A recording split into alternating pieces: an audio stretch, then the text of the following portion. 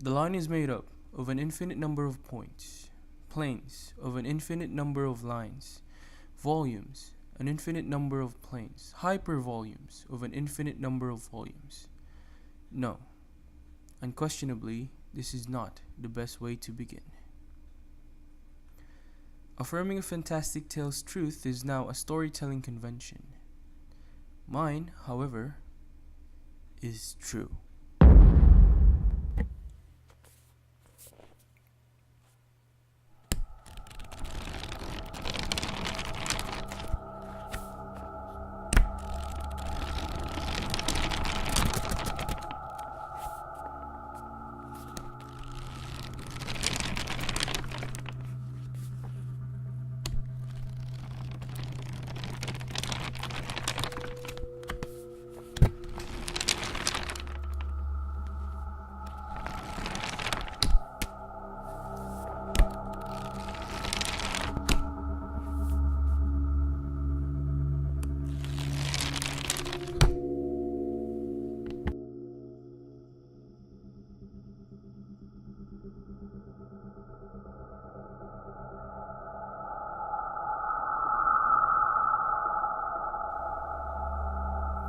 In 1971, a Scandinavian who specialized in rare Bibles came to visit.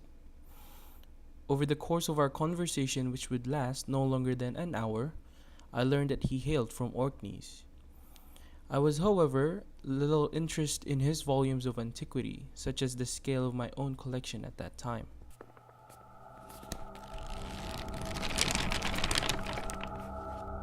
Instead, I acquired from him a book, rare interest, named, so he told me, the Book of Sand. The book was again of little interest at first, until I realized the uncanny notion of being unable to find where the first page was. All my efforts were useless. Several pages always lay between the cover in my hand. It was as though the page sprouted from within the book itself. My attempts at finding the ending of the book were equally fruitless. The Book of Sand was infinite.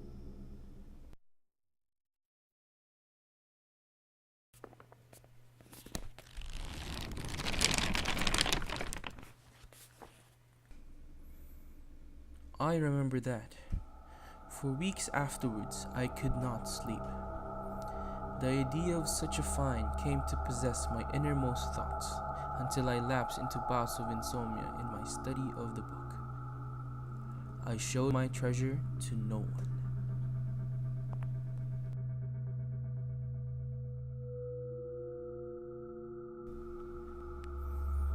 Against the joy of possessing the book, through the fear that it will be stolen, but later the suspicion that it was not truly infinite.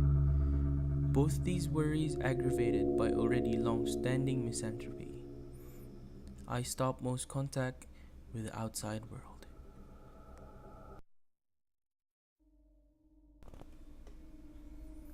Prisoner of the book, I almost never left the house.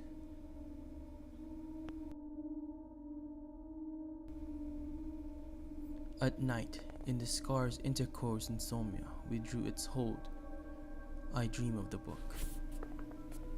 I dream of the book. I dream of the book.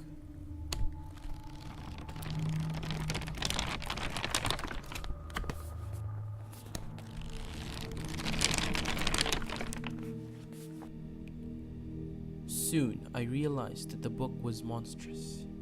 I felt the book to be a nightmarish object, something obscene that slanders and compromises reality.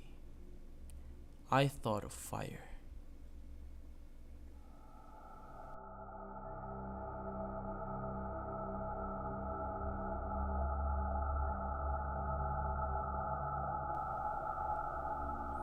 But I feared that the burning of an infinite book will be just as infinite and suffocate the planet with smoke.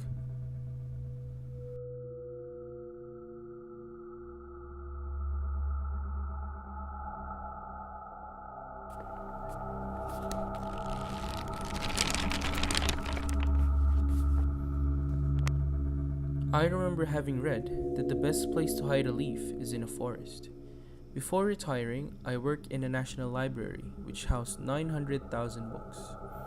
I knew that to the right to the lobby, a staircase descended to the basement where the newspapers and maps are stored. I took advantage of the librarian's inattentiveness for a moment to lose the Book of Sands in one of the humid shelves. I never saw the book again. Its infinite pages lost and hidden forever. If only the passing readers knew how their thick tomes and volumes, the surrounding mountains of page and word, were a mere drop occupied in an infinite hidden sea.